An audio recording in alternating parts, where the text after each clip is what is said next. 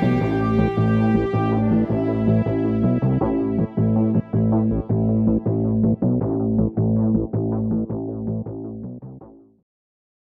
afternoon. It's Friday, the 30th of September 2016, just after 1 o'clock. Welcome to UK Column News. I'm your host, Brian Gerrish. With me in the studio, Mike Robinson. Well, it's very good to be back, and it's sunny Plymouth, actually. We left Plymouth in the sunshine for Scotland, where unfortunately it was a little bit drizzly, and we came back to yet more sunshine. Drizzly? Well, only a small bit of drizzle, actually.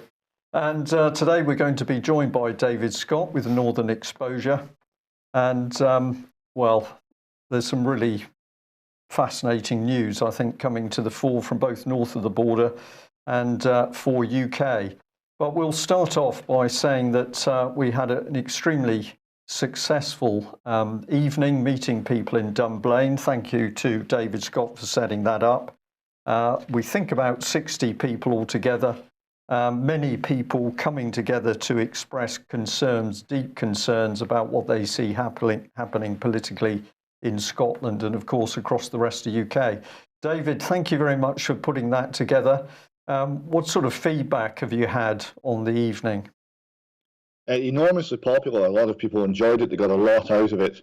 I certainly found I learned a lot. We were finding many stories, many very interesting histories, and stories and ideas and contacts were coming forward there. So it's the start of something bigger, I think. We've already planned our next meetup, and it was a very good and very worthwhile night. I would also like to say a huge thanks to everyone who dug deep for the Dohertys. We had a collection that raised nearly £400 on the night, and there's been other monies coming via the UK column from the south. So that will be enormously helpful for them, and we'll get that to them just as soon as we can. David, this is a wonderful thing, isn't it? That people coming together to give each other mutual support, and we often see people being very generous when they are really faced with the predicament of other individuals. And as you say, the Dohertys have been in quite dire straits over the last few months, so this will be great help to them. So, David, we'll start off with the Common Space article here. Tell us about Robert McAlpine. Well, this is one of the leading writers from the Common Space, which is an independent supporting internet-based paper with a very, it tends to be a very left-wing communitarian approach to most problems. So they will generally find a large government solution, but it will be a Scottish-based large government solution to any given problem. And they are wholeheartedly behind the idea of Scottish independence. It's an interesting article here because it acknowledges certain truths which have been hidden from the independent supporting public for some time, namely the growing unpopularity of the SNP government, the growing unpopularity of Nicola Sturgeon, and the realisation not only that the economic case for independence on which it was built, because remember the case that was put forward to the Scottish people is more free stuff, more money, and essentially easy street will result from independence. That was clearly has been shown by events to be a lie. So that basis for independence is crumbling, and there is a realization that it's all going really quite wrong in the pro-independence world, and they are being shown to be bereft of ideas for tackling the real problems of the country. So he's starting to look into this. He's starting to acknowledge the limitations and the fact that perhaps the moment has in fact passed in 2014 with the last independence referendum. Well, of course, the problems in the country, at the heart of them is the relationship between individuals and the government of various types. Now, last week you announced the launch of the Highland investigation because you want to investigate Highland Council and how it's treating Highlanders. And you sent this to us this morning, which is some of the feedback that you've had on that already. And this looks pretty harrowing. It certainly is. I'll just read out a few bits here. It said, It says, I was a foster carer for the Highland Council in Inverness for 2 years. I witnessed a female social worker sexually abuse a 10-year-old boy in the local Lidl's car park. When he was in my care. When I reported it, it was 5 years of hell for me as well as a child. I was accused of being a liar and worse by social services. Highland Council, Child Protection, and the Scottish Parliament and the Highland Police Force constituted one big cover-up. Coppers on the shop floor were not happy, but the investigation was stopped from very high up with no explanation. I had my name removed from the authorised carers list and blacklisted from being a foster carer. As Social Service Inverness threatened me. As Social Service Inverness threatened me if I didn't drop the allegation. And the excuse for getting rid of me, they claim I didn't pass on information and I wasn't seen as a team player.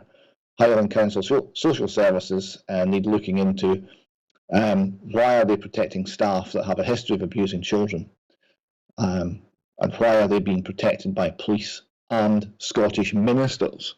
So that there's more information up there on the screen. People can perhaps look at that as they freeze the screen.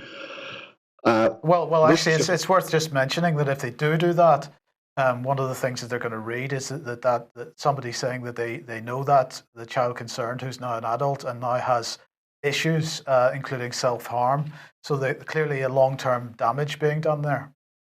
Absolutely. And another interesting thing is the child concerned, whilst the child said, don't report this to the police. If you report this to the police, I'll be taken away from you. You'll never see me again, and it will be worse for both of us. So the child, despite being a child in the system, knew the score.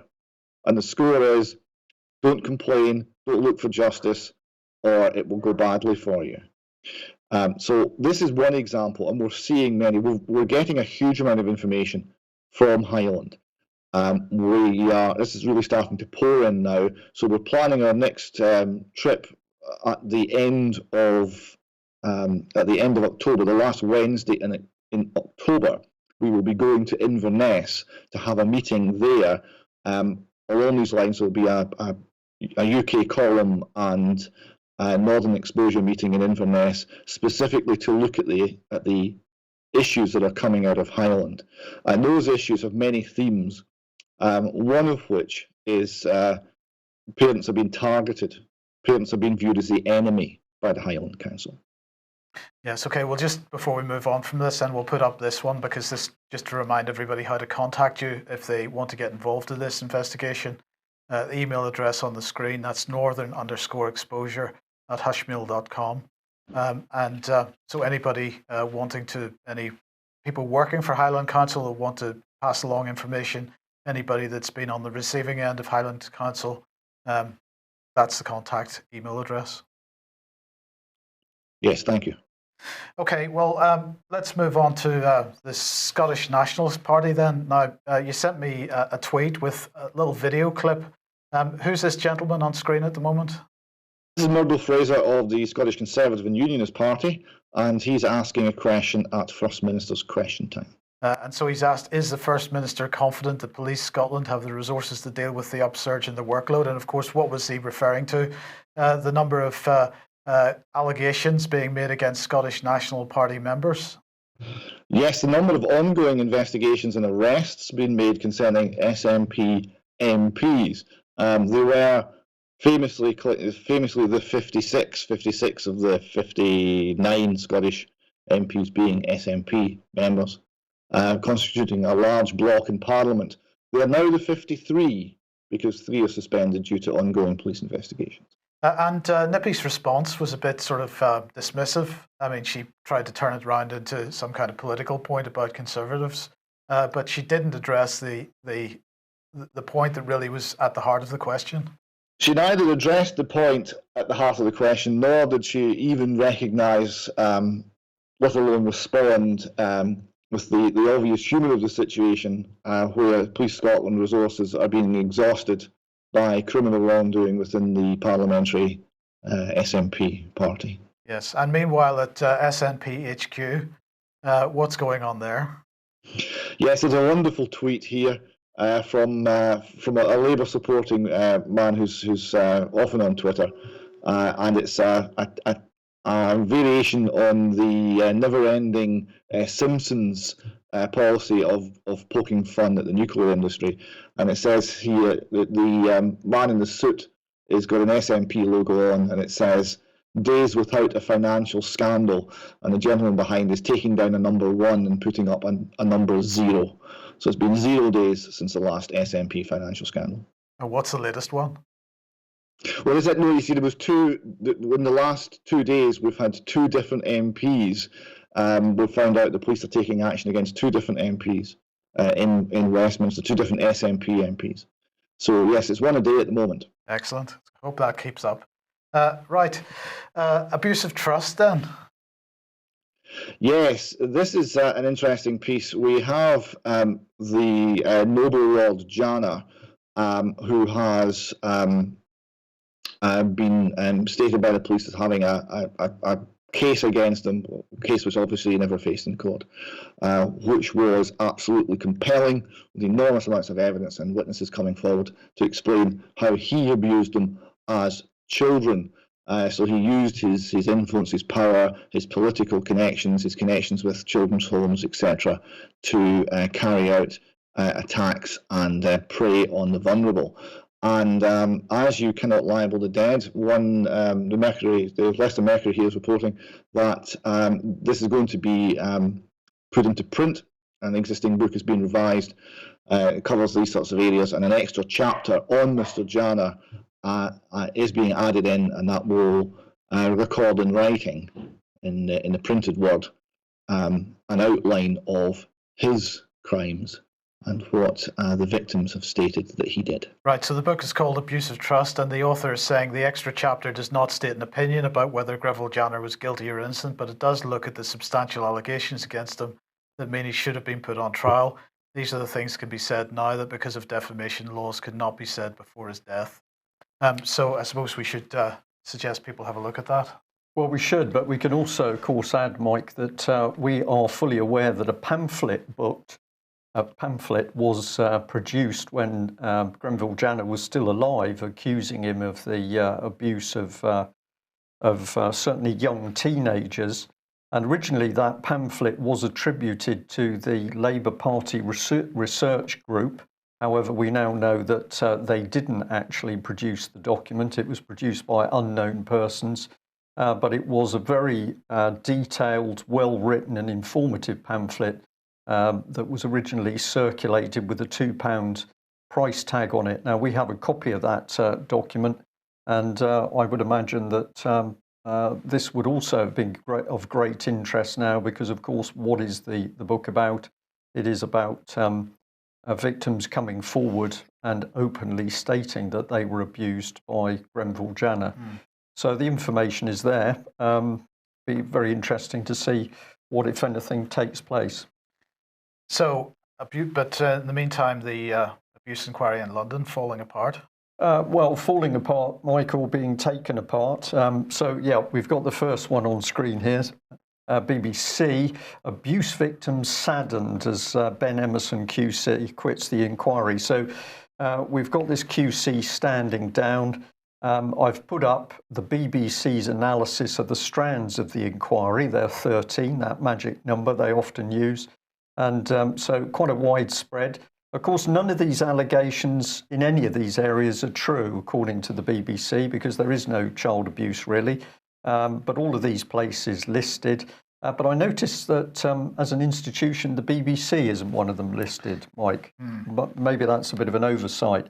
But this is on to the meat of it with the Mail here. This fiasco of sex abuse inquiry is totally out of control. And as to end now, says public barrister Barbara Hewson. Well, I would have thought her English was a little bit better than that, but I think it's a Daily Mail typo.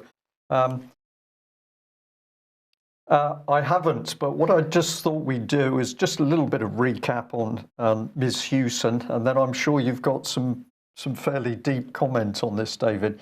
So let's remind ourselves of what this lady has been up to. Well, she has been on BBC and in wider mainstream media basically laughing at any abuse victims who say they were abused in a ritualistic environment. We contrasted this at the time with a document about satanic ritual abuse, which was suddenly released by the Children's Commissioner. We're not sure why. This was January 2012, but it was very interesting that if this doesn't exist, there are many people who are prepared to publish reports on it. So this is a bit more. Cameron could also crack down on spurious allegations of historical sex abuse, a veritable abuse industry. So this woman, very arrogant, very cold, sneering at children, teenagers, adults who come forward to say they're abused. And she thinks most of it's hype and most of people are chasing money. But the press lover, Huffington Post here, Barbara Hewson stands by age of consent article, and here she is criticising the Utree investigation. So she wasn't going to support that at all. So if we summarise her, really, she was campaigning for the age, or arguing for the age of consent to be lowered to 13. That, of course, nicely drifts it down. Well, the law says 13, but they were only 11. Well, it was just a natural mistake to make. So that's how you normalise paedophilia, in my view. She said clearly on BBC that satanic ritual abuse doesn't exist. It's like alien abduction. Notice the smirk on her face in this still. Of course, at the time, she did actually laugh. She asks if it's helpful or kind to encourage people in mature middle age to recall unpleasant or brutal experiences from their childhood. This is the inversion of logic. Let's forget about it. And this one got me very interested. She said this: it's timely that a moral philosopher at Yale University, David Reef, recently published a book entitled In Praise of Forgetting. He challenges the conventional wisdom that we need to remember so as to avoid the past mistakes. His argument that some things are better left in the past is just another reason why we should ditch this inquiry now before it wastes any more public money. So we had a look at the man in question, and it's very interesting, Mike. He's a George Soros Open Society man. He's also linked in with the World Policy Institute. So these are people who say they are the right people to decide how the world should govern itself. We need a new world order, clearly stated. And I'd get the impression that these are the sorts of people that would like anything goes where sexual relations are concerned, and that includes children. Now, David, we'll give you an open floor, as it were, and I know that you're going to mention children's charity Bernardo's, which we've got lined up as the next slide. But what's your impression on Hewson and the collapse, I think the near collapse of the CSA? Well, firstly on Hewson, the reason I mentioned her Twitter account is she has a whole series of foul-mouthed attacks on victims, on people who've suffered, on anybody who claims that abuse is real or that justice is not being served in our current society. We did at one point point out to her on Twitter that all of the logos and avatars she was using were in fact satanic symbols, and asked why. They slowly changed after that, and she stopped interacting with us once we sort of revealed how much we knew about what some of the symbols meant. And on this matter of reducing the age of consent to 13, the age of consent is officially 16, and in practice it already is 13, because if you look at the deeper guidance documents that go out to local authorities, to schools, between 13 and 16 is viewed as a grey area, as although it's below the age of consent, it's essentially allowed, providing there's some sort of view that it's not inherently abusive. So there's a grey area there already. So what would happen is, if the formal consent age was taken down to 13, that grey area, as you pointed out earlier, Brian, would move to younger still. And we've seen this before. We've seen it from organisations like Liberty, and we've seen it from disgusting organisations like NAMBLA, that the ambition here is to drive the age of consent down to essentially 0.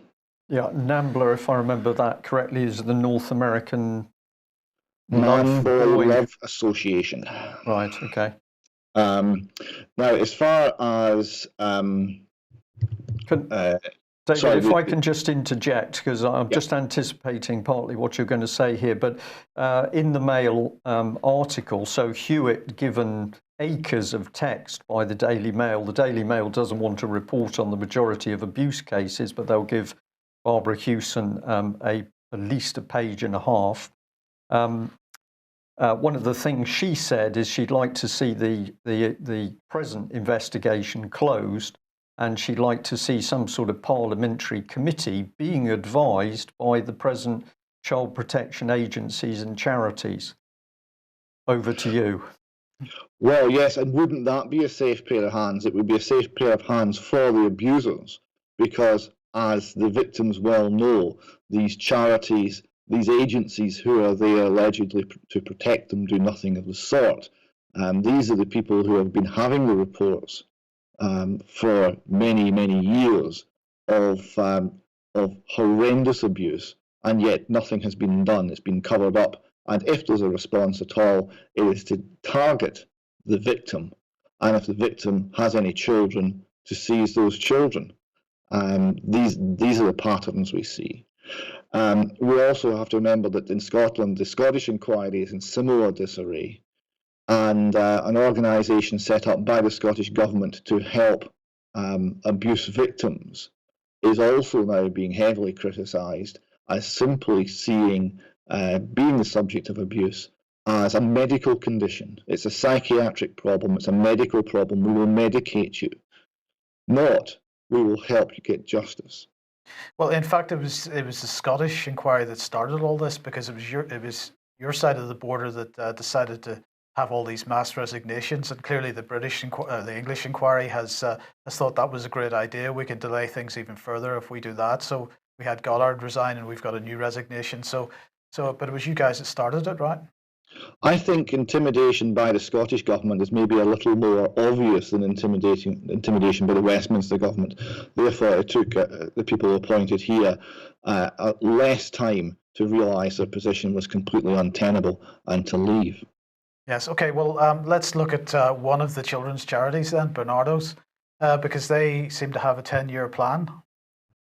Yes, they're doing major expansion work. You know, Bernardo's are looking after the revenue streams. They're planning on expanding their work, expanding their workforce, expanding their turnover, and this has been done on a rising tide of child poverty, they see.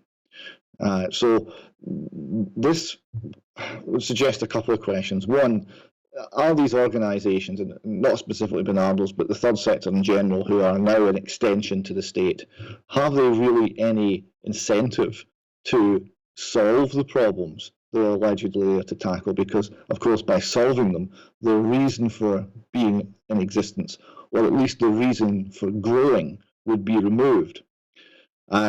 So we've got a lot of salaries, we've got a big sector, the third sector is now huge. It's particularly at a high level, really rather well paid, and there's a lot of incentive to keep it all going. Is that in the best interest of the children? I really wonder. And the other point, of course, is why should we, having seen a reduction in poverty in this country from as far back as the eye can see, at least since the start of the Industrial Revolution. So if you put that back to about 1750, there's been a substantial reduction, and more or less continual reduction in poverty, all the way from then until certainly early 1970s, when we came off the last remnants of the gold standard, and arguably until about 1990. But it's reversed, has it? We're now seeing an increase in child poverty. Why would that be? What's driving that? And certainly whatever's driving it is not something that Bernardo's are going to be addressing. No, indeed. Well, my last comment on this, of course, if we look at the tens of years that organisations of Barnardos have been operating, whatever they say they're doing, they've clearly failed, because despite their best efforts, the abuse is on the increase. But as you say, if you talk to abuse survivors, many of them point a finger directly at the charities themselves, Barnardos, NSPCC, Childline, and say don't go near them because people inside are also involved in the abuse. And the last thing I'll just add into that is we've learnt, thanks to people north of the border, that children, certainly in Scotland, within local authorities and child protection, are known as commodities. This reinforces your point, David, of the financial value of children. And then, of course, we've got children's protection charities like Core Assets, simply describing the children as assets. I think it's pretty easy to see what's going on. Yeah. And yet the PR spin remains covered under the word charity. That we're here, we care, and it gets the public and the mainstream media to look the other way and not ask the hard questions about what the incentives are and where the money's actually going.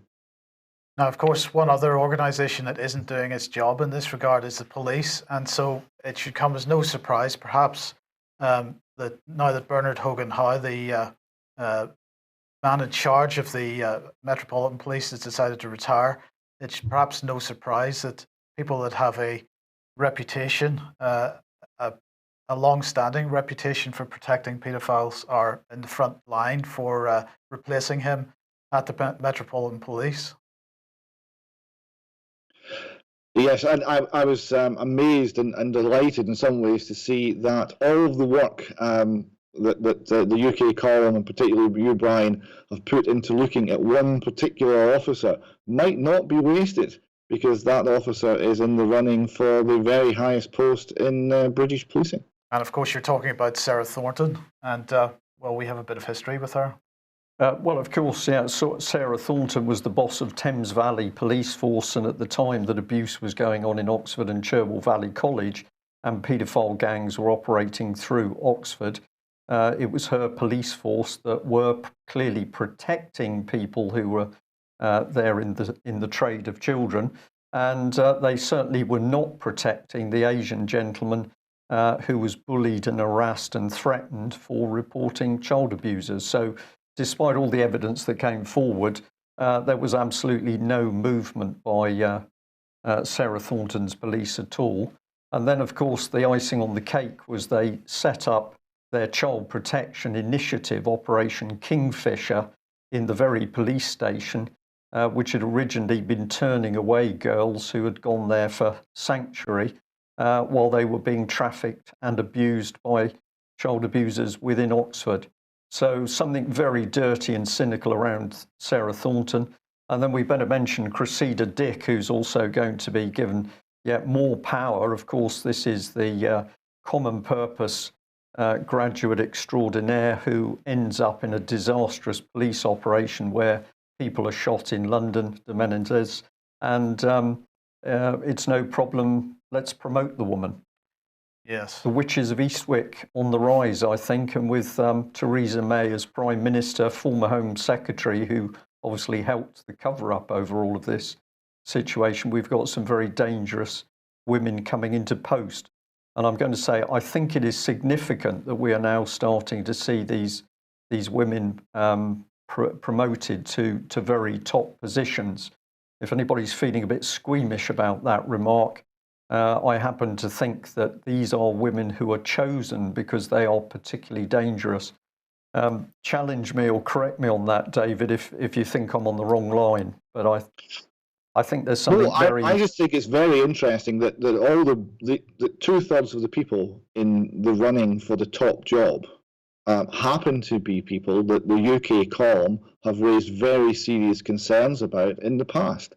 Now, you've covered policing as an issue consistently, but you've only focused on a very small number of individual officers, and 2 of those on the running for the top job. It just seems remarkable. I just wonder whether this will extend to these candidates being asked some very searching questions in any interaction they have with the public, or even, who knows, perhaps the public's alleged political representatives.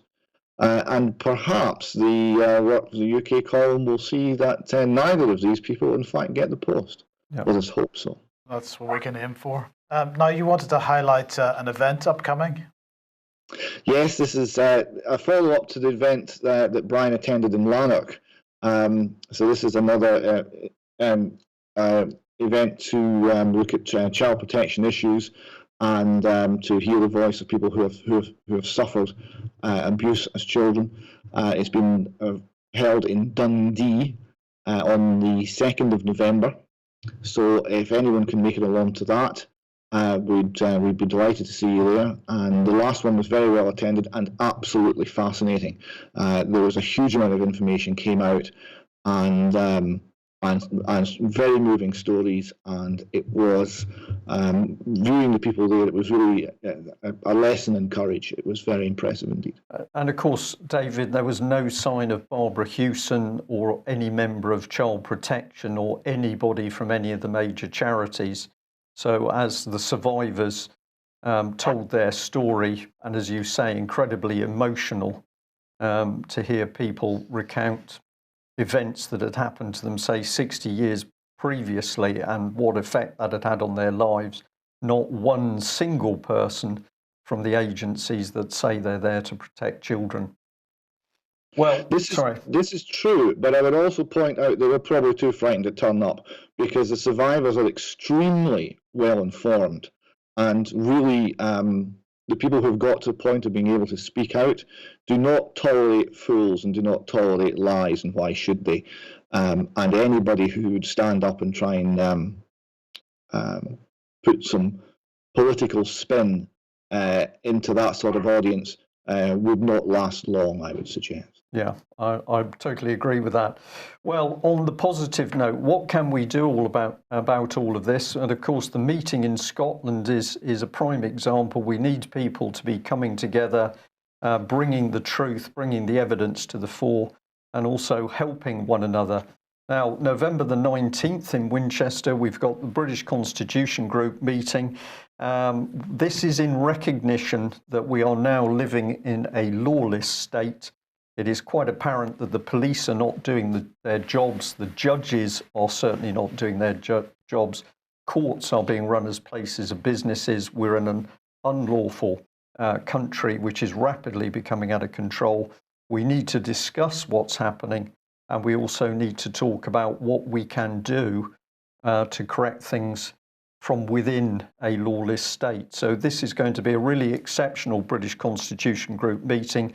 And we have some excellent speakers, including David, your good self, but we also have Alex Thompson, who we hope to be there.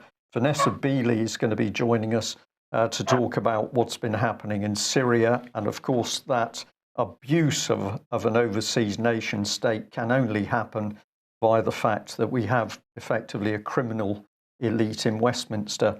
So we will be making a formal announcement of the speakers in the forthcoming days, so stay posted for that. If you buy your ticket in advance, it's £10, otherwise it will be £20 at the door. So we'd encourage people to do an online booking as soon as you can.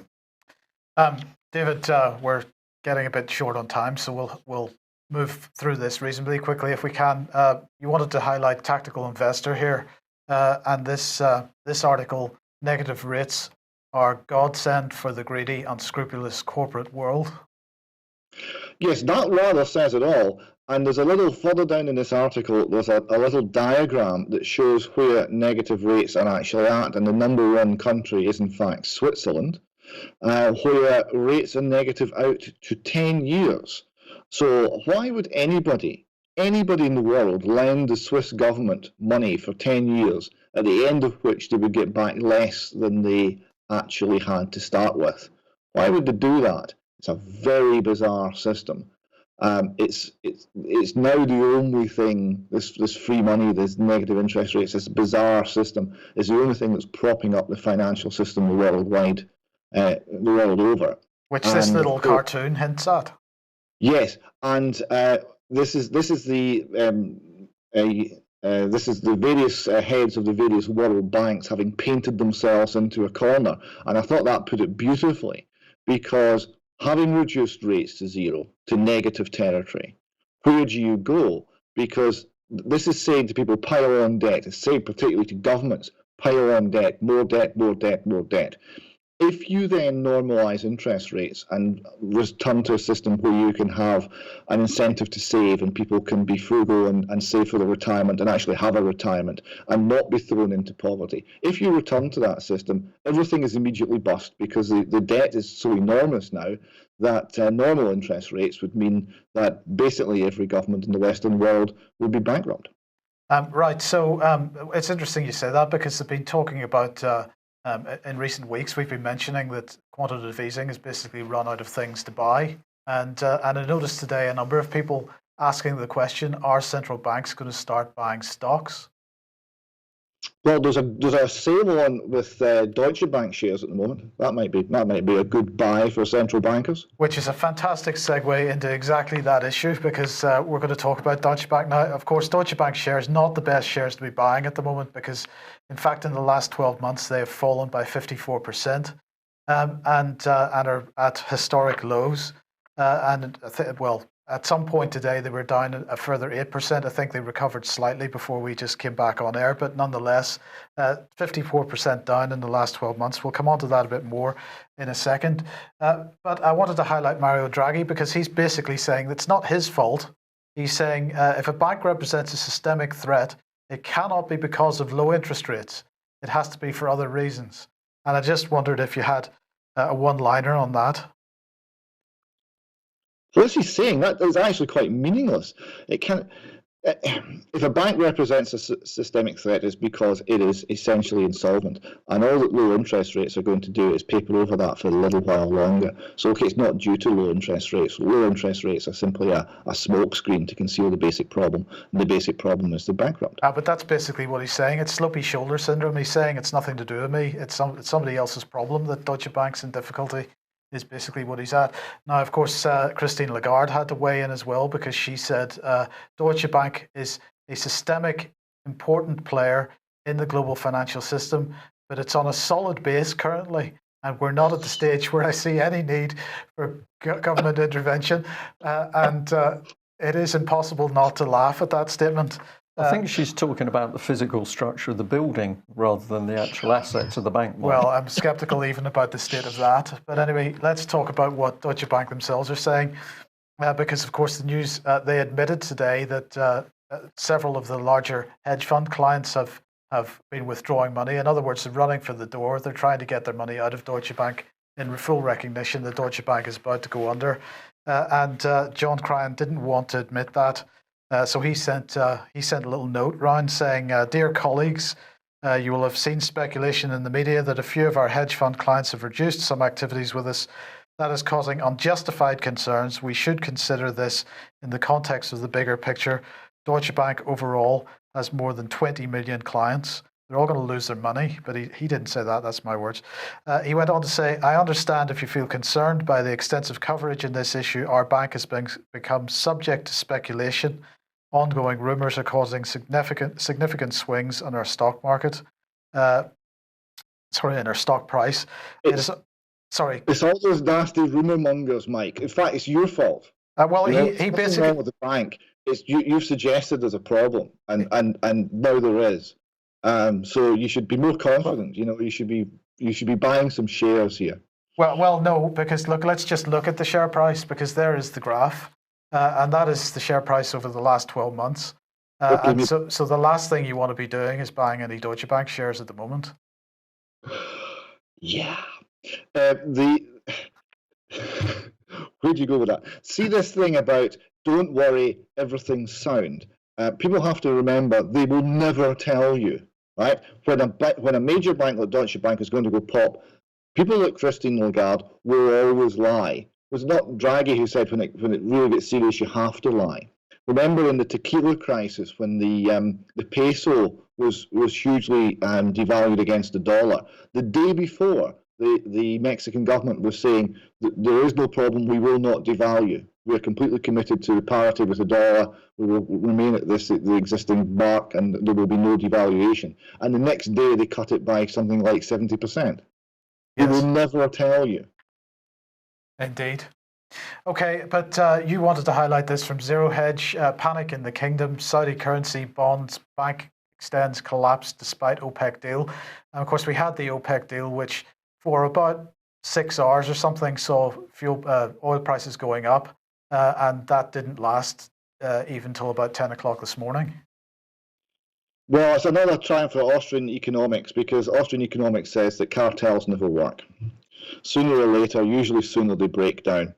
And it's also a sign that, in fact, domestic oppression and oil is not enough to build an economy upon.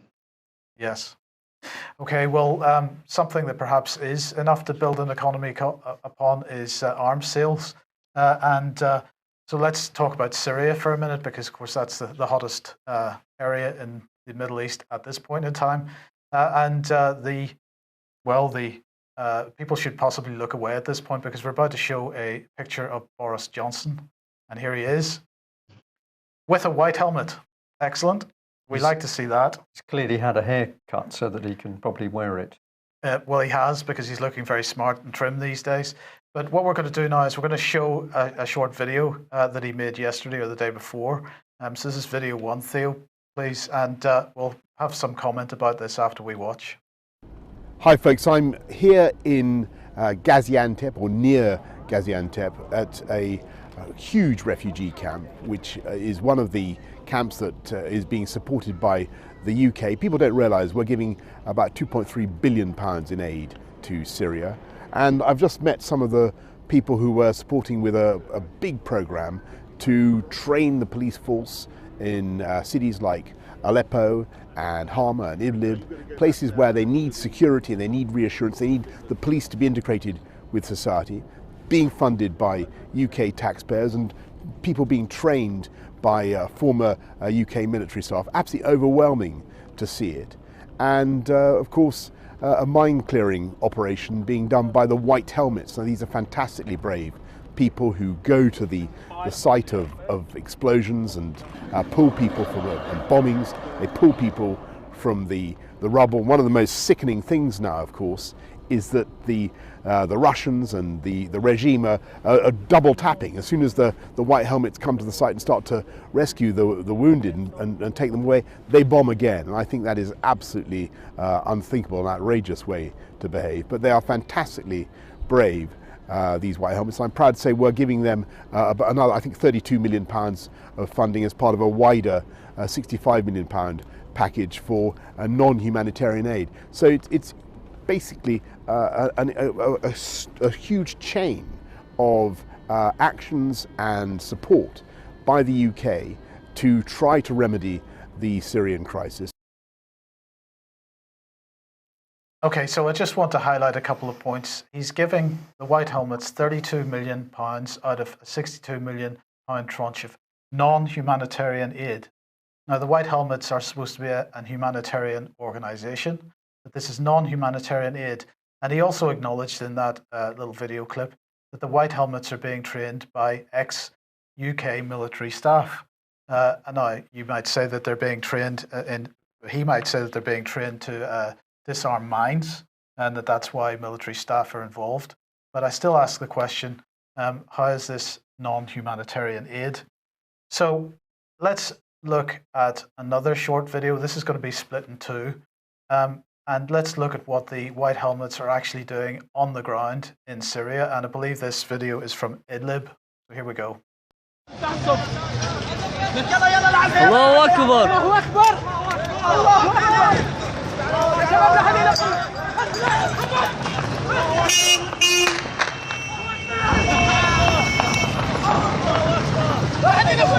Allahu Akbar.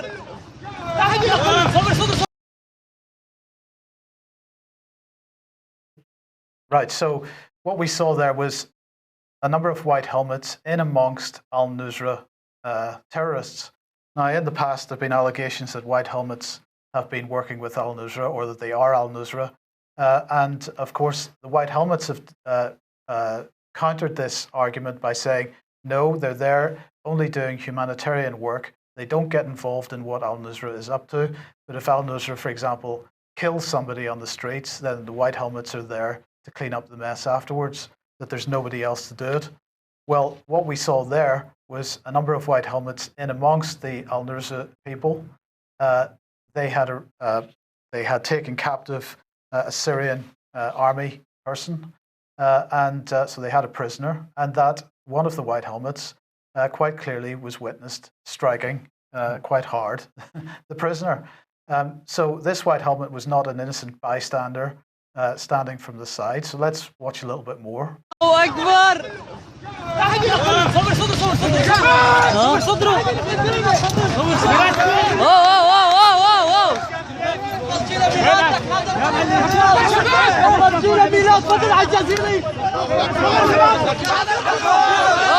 يا شباب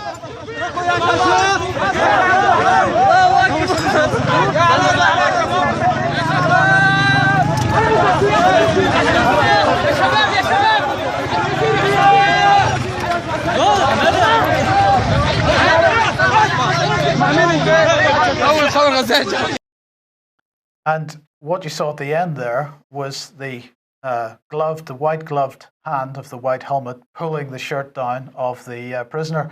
And on the prisoner was a tattoo which said Bashar and Hafez. Of course, Hafez was Bashar al-Assad's father. And quite a number of the Assad loyalists have these markings on them. So what they were doing was demonstrating for the video that this was, their prisoner was an Assad, somebody from the Assad side of the conflict. But what this video shows for the first time, I believe this is the first time we've seen a video showing direct participation by a white helmet or a group of white helmets in al-Nusra activities. Now, nobody knows what happened to that prisoner, but the assumption is that he was then executed. I would like Boris Johnson to comment on this because he is pumping another £32 million into this organisation, and the evidence just continues to pile up that they are terrorists. Well, the number of questions that perhaps we can be saying to our audience today, perhaps you'd help us with this business of challenging Boris Johnson. When was there a debate on 2.3 billion in aid? And was there any debate on whether aid was spent? So we got 65 million was that first figure towards out of the non-humanitarian aid towards the White Helmet. So whose decision was this? Theresa May, David Cameron's, Boris Johnson's? We don't know. So perhaps our audience could help us establish that. Indeed. Well, we'll move on to Russian propaganda now, because this is a fantastically hypocritical article in Foreign Policy magazine, How MH17 Gave Birth to the Modern Russian Spin Machine. The downing of a passenger flight over Ukraine triggered an extraordinary campaign of lying, disassembling, and distortion, that has not stopped since. And this article goes on to berate the Russians for their propaganda machine. And this is coming from a magazine which is right at the heart of the Western establishment's propaganda machine. It is amazing. And who wrote this article? I do recommend people read it. Who wrote it? It was a guy called Ben Nimmo. He is Information Defense Fellow with the Atlantic Council's Digital Forensic Research Lab, an analyst on defense and international security, specializing, he says, on patterns and trends on disinformation and hybrid warfare. So he's perhaps best placed to write some disinformation himself. He has apparently worked for a writer and a journalist throughout Europe, including with NATO, and particularly NATO-Russia and NATO-Ukraine relations. He's a senior fellow of the Institute for Statecraft in London, associate scholar for the Centre for European Policy Analysis, and he speaks multiple languages, including Russian. So perhaps if you do go and read that article, Foreign Policy magazine, you read it in the context of who it is that's written it. But for anybody in the Western media at this point to be criticizing any other country, especially Russia, of this type of spin, since spin doctor, the term was created in this country, I think. So it's incredible. Sickening. Yeah. David, just give you a brief comment on what we've just covered there before we really emphasise the sheer hypocrisy that's Britain at the moment. I think the point about funding and terrorism is very interesting, because how do governments do this? We've discussed that Britain and France and the United States are funding the breakup of Syria and funding the terrorist groups, but governments fund via budgets, and they have to hide it somewhere. There's a very interesting piece by Catherine Austin Fitz, who was Department of Housing head under Bush Jr. She was given this post. She went in. She started to ask questions like, "How do I know if we're losing money or making money?" And they said, "Well, we don't really know that." I said, "Well, is it a budget?" "Yes, it's a budget." So they gave her this huge pile of paper. She read through it. Said, "Well, there's nothing really that gives me that information. I need more information." She had to get different departments to report to her before she could get the financial information. She found they were losing £11 million a day. Nobody knew.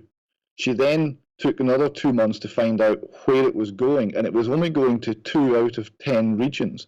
One of them was Texas and Arkansas, right, which was losing $2 billion a year, right? And she spoke to the man running that department. He thought he was breaking even, because Texas and Arkansas was where the Iran-Contra was being run from. That was where Mina Airport was. So the budget was going through the housing department. Who knew? But it was running terrorist activities. So if we are running terrorism in Syria, there will be a financial trail, but it will be hidden. It'd be very interesting to find out which departments it's hidden in, and overseas aid would be a candidate. Absolutely. Well, David, let's come back to Russia, because, of course, one of the things that Russia today has been getting increasingly good at is pointing the finger in the right direction. And they have this really excellent article, Game of Drones, and there's a documentary which goes with it. And they're focusing on the use of drones, particularly in attacks in Pakistan, which have killed hundreds of people. And it's freely admitted, at least by the US government, that, oh dear, we've killed several tens of thousands of completely innocent civilians. Well, if you get into the article, these are some of the comments. There's a gentleman, Imran Khan, and he says killing people by these drones, basically sitting on a screen and eliminating people, dehumanizing them, treating them like they're from some other planet, not giving them basic rights of proving their innocence. It violates all norms of justice. Well, who could disagree with that statement? And then they've also done their research. So Russia Today has sought out the operators of drones, and they're pointing out Sean Westmoreland here. And they say he's also dealing with the after effects of drone attacks, but for a very different reasons. Since serving as a drone communications technician in the Air Force, he has struggled to come to terms with the roles he played in the strikes.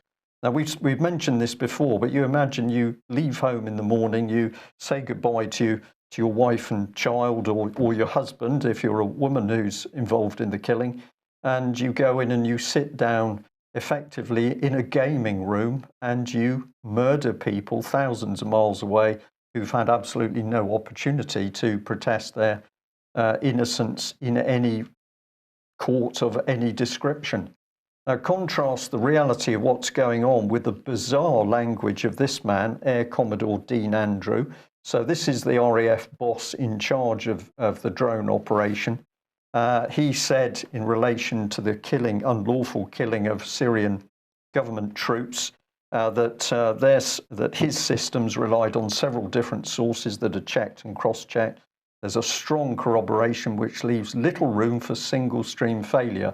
So we pointed out, of course, that, well, indeed, there had been failure, and he didn't seem too bothered about that. But the other bit, and I'll bring it up very quickly, was the bizarre language this man is using, because he talks about needing staff that have their apertures open to change, and he's transforming the RAF. So they're obviously going to have more drones operated by more people with their apertures open, and we can expect more death. Now, this is part of lies and spin, and just to highlight points you were making there, if we go back through and look at reports, it's always overseas country that are the terrorists, the people torturing, familiar faces here. But of course, the moment we try and get the truth out of our own country, Jack Straw didn't want to release information under freedom of information. Independent reporting, complicity in torture, hypocrisy. And we asked a few weeks ago, why was David Cameron using Jack Straw to help cover up government crimes? So the deeper you go into it, the more you find that the British government simply does not want to tell the truth about what they're doing. And the last thing they're going to do is push out information. So I'm going to say war crimes. We're watching war crimes, and it's our own politicians that are deceiving the public. It's fairly straightforward. David, we were recently given a book which was absolutely fascinating, written by a Guardian journalist, but what he was showing that Britain had been complicit in torture for many years. He started during the Second World War. He talked about the torture of German ex-military and civilians immediately after the war, and then expanded through to torture in Iraq. People have dismissed this book as sort of conspiracy theory. I don't know whether you've managed to get into it a bit, but any comments? I haven't managed to get to that one yet. There used to be a realization in this country that torture didn't work, and there was a belief that we didn't do it. There was a belief that we were better than that. It seems that this belief was misplaced. It's certainly the case now where it's policy. It's hidden, it's concealed. There's no light, there's no fresh air, but it is policy. I don't think the people of this country are of a mind to accept that from their leaders. They are being deceived, they're being kept in the dark. And our job, all of us, is to dispel that darkness and let the people actually see what's been done in their name. Indeed. Well, I'll just bring the book up on screen very briefly before you finish. There are a couple of differences into the title. This is not quite the title of the book I've got, but Cruel Britannia, A Secret History of Torture, evidence-based book showing the British government fully involved in the torture of people worldwide. This is the sickening reality of our government at present, and we need to get the truth out. So we'll end on a note. What can we do? Well, the meeting in Scotland shows what happens when you bring people together, good people together. That gives the enthusiasm and the wherewithal to start digging for the truth and evidence. And it's exposure that does 99% of the damage. So if you're sitting at home listening to this thinking, what can you do? Find a friend or other friends, contact us or the British Constitution Group, and get pushing out evidence with other people. David, thank you very much for joining us. That brings us to the end of today's UK column. We will be back at to Scotland this week. It was very, very helpful. It was great to see you, and it was much appreciated by all of the people that turned out. So thanks again. Okay, thank you. We'll be back at the same time on Monday. Thank you for joining us. Bye-bye. Bye-bye.